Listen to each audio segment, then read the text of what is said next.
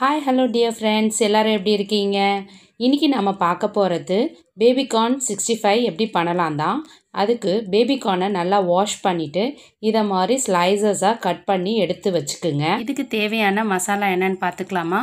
1 teaspoon Kashmir chilli powder, 1/4 teaspoon chicken 65 masala, அதே 1/4 teaspoon கொத்தமல்லி powder, 2 teaspoon cornflour, 1 teaspoon rice powder, 1/2 teaspoon மைதா,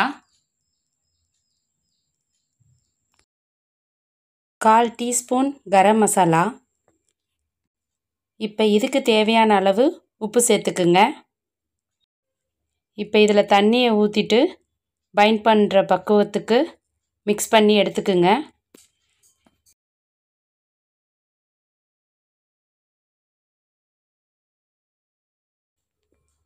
இப்போ binding கோட்டு ready ஆகிடுது. இப்போ ஏற்கனவே கட் பண்ணி வச்சுருந்த பேபிகார்னை இதோட ஆட் பண்ணிக்கிங்க.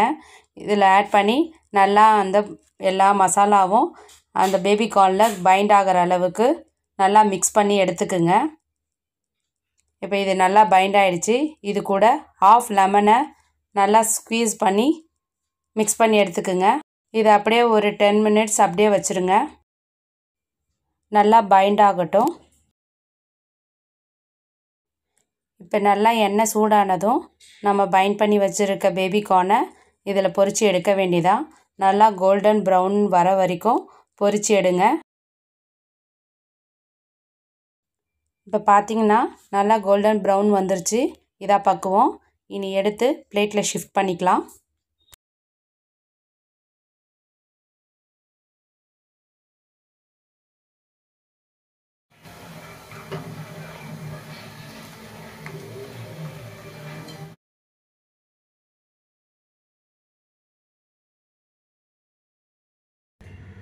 மம்மி என்னடா அது?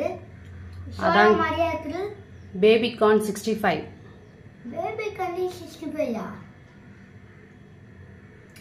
சரி மம்மி.